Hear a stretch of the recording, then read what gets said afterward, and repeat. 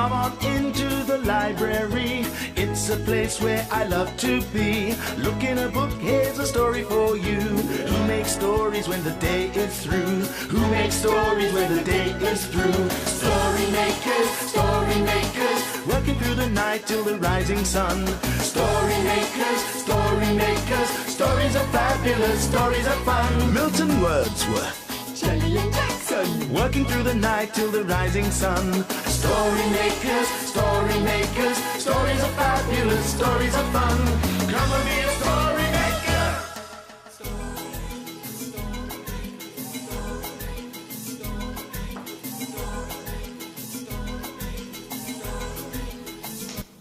Story makers.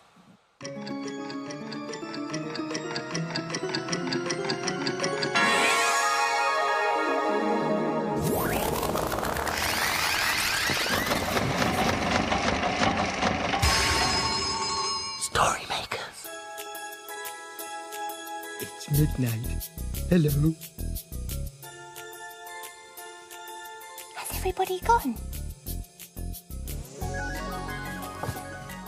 The sun is down, the stars are bright. Story makers come out at night. Milton Wordsworth, story maker and magical maestro, at your service. Milton. The children in the library today were talking about their grandparents. They had some funny stories. Are all grandparents old?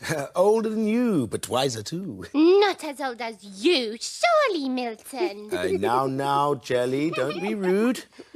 I think it's time for a story. This should do. Now it's up to you. Join in and think of your grannies and your granddads. Imagine a story.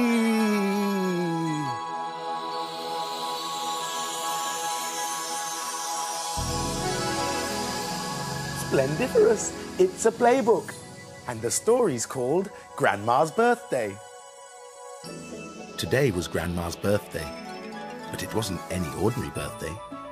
Today, Grandma was 60 years old. Yakovus wanted to give Grandma a very special present. Yakovus thought about getting her a teddy bear, but Grandma was a bit too old for a teddy bear. He thought about getting her some slippers, but Grandma already had some slippers. Then Yakovus spotted some chocolate on the kitchen table and had a great idea. He decided to bake Grandma a delicious chocolate cake for her 60th birthday. Yakovus asked Mum to help, so Mum looked in her recipe book and then took all the ingredients out of the cupboard. Flour, sugar, butter, eggs, and most important, chocolate powder. They beat the butter and sugar together. They added the eggs, one at a time. They sifted the flour and added the chocolate powder. Yakovus and Mum stirred everything together. Then they put the squelchy mixture into 2 cake tins and spread it out evenly. Mum put the cake in the oven to cook. When it was ready, Mum took the cake out of the oven. When the cake had cooled, they spread lots of strawberry jam over the bottom half. They took the top half and squashed it gently on top of the jam. Then they covered the cake with lots of sweety, sticky, buttery icing. Yakovus put colourful sweets on the side of the cake. Mum and Yakovus started putting candles on the cake. They needed 60 candles. Would they all fit on top of the cake? It was a bit of a squash, but they managed to fit them on. Mum started to light the 60 candles. But Grandma had smelt the chocolate and was already coming down the stairs. Mum had to be quick. Mum finished lighting the candles, 58, 59, 60, and just in time too. Grandma came into the kitchen and saw her cake. All 60 candles were burning brightly. Grandma loved her present, but needed a little help to blow out all the flames. 60 candles takes a lot of puff. Grandma gave Jacobus a big kiss to say thank you. Then it was time to tuck into the cake.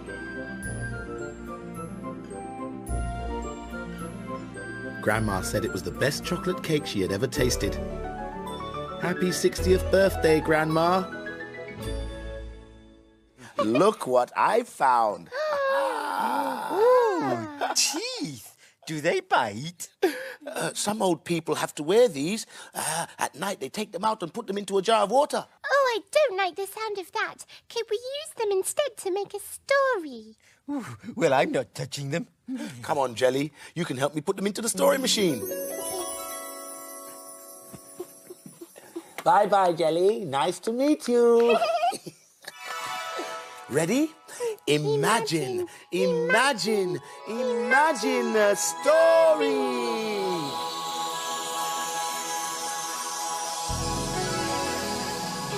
It's a Barnacle Rock story. And it's called A Gnashing Adventure. Once upon a tide at Barnacle Rock, the seahorse baby was playing in the seaweed. Rise and shine, barnacles under the sea. Wake up, come and play peek-a-boo. Chuckled the barnacles. Be careful, don't get lost in there, little Harry the seahorse looked rather flustered. Don't worry, Dad. I'm fine. A monster! She bolted out of the seaweed and jumped straight into Harry's pouch. Is everyone all right? Ellie the jellyfish floated by to find out what all the noise was about. There's a monster in the seaweed with big teeth. Trembled the seahorse baby.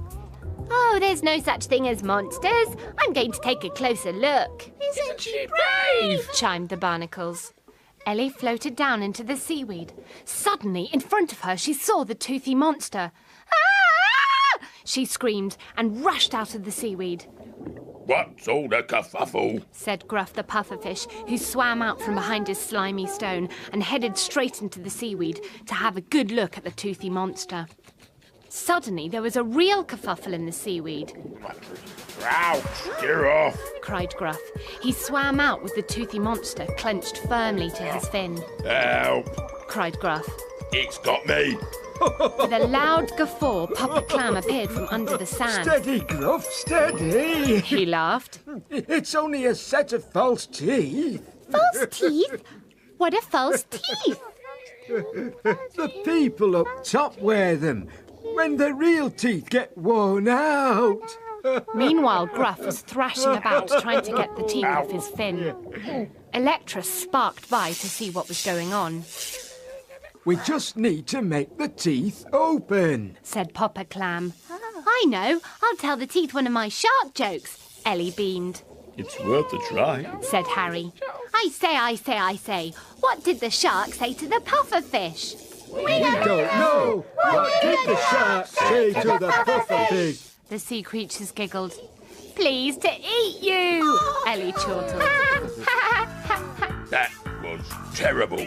Gruff grumbled. Nothing happened for a moment, but then the teeth started to chuckle, quietly at first, and then louder and louder, until they opened and let out a huge laugh, letting go of Gruff's fin. Hooray! Shouted the sea creatures. Thanks, Ellie. Said Gruff. I need to put a plaster on my sore fin. And he swam off to his slimy stone as fast as he could. Looks like he's got off by the skin of his teeth, laughed Ellie. Oh, Milton, how do you know when you are getting old?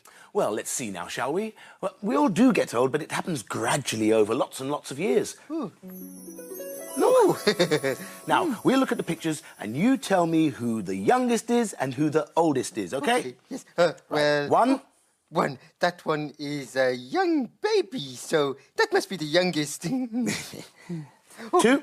That is a boy, so he's a bit older than the baby.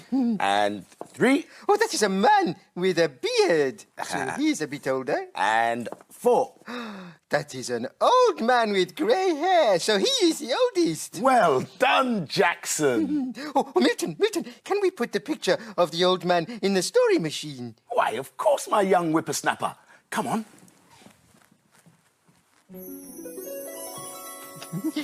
I want a story about the oldest person in the whole world.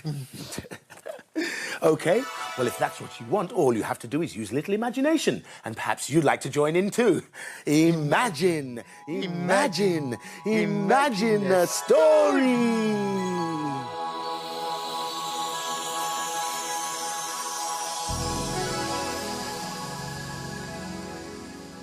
Oh, it's a blue cow story. Oh, look. Blue Cow and the oldest man in the world. In a field not far away is a herd of cows grazing quietly. One of the cows is most unusual. Blue Cow wonders about the big world beyond her field. One day, Blue Cow was looking at a very old tree. I wonder what it is like to be really old. She's off again, said the other cows. So Blue Cow caught the bus that stops beside her field. I'd like a return ticket to a place where I can meet someone who's really old, please. There you go, madam. Hold very tight. And they set off for the seashore.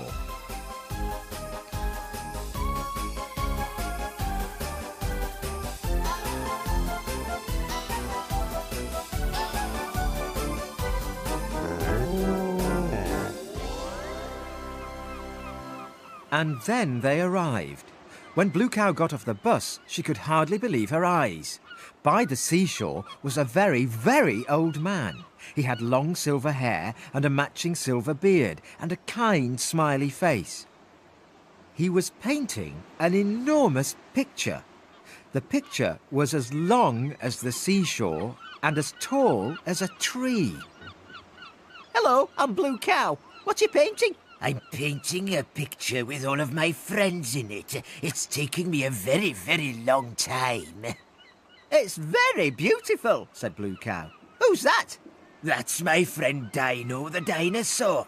This is Christopher Columbus, Shakespeare, all the kings and queens of England, Humpty Dumpty, Robin Hood. Blue Cow looked at all the faces of the old man's friends. There were hundreds and hundreds of them. You know a lot of people, said Blue Cow. That's because I'm the oldest man in the world. But call me Tony. How old are you, Tony? Asked Blue Cow. I'm as old as the trees, as old as the seas, as old as the breeze. I'm so old, I've got 7,000 telegrams from the different kings and queens. Look! And he held up a pile of telegrams. And in this space in the corner, I'm going to paint my new friend. Who's that? Asked Blue Cow. You! Laughed Tony. Stand over there while I paint you. Smile, please. Blue Cow stood and smiled while Tony painted her. Finished, he cried. Oh, that's lovely. Can I come and see you again? Certainly. You'll always find me here. It's getting late. Indeed it is. The dawn is upon us. The morning is nigh. We've made our stories, and we bid you goodbye. Story makers, working through the night till the rising sun. Story makers, stories are fabulous. Stories are fun. Bye, story makers. See you again soon.